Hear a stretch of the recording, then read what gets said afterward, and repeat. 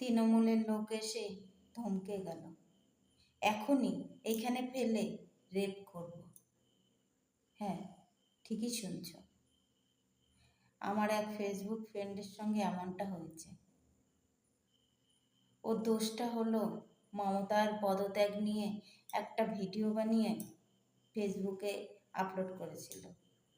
করার সঙ্গে সঙ্গে যেদিন করেছে সেদিনই তৃণমূলের লোক এসে ওকে ধমকে গেল, এইখানে ফেললে এখনই রেপ করব। না, আমি ভাবছি এ কেমন সমাজে আমরা বাস করছি।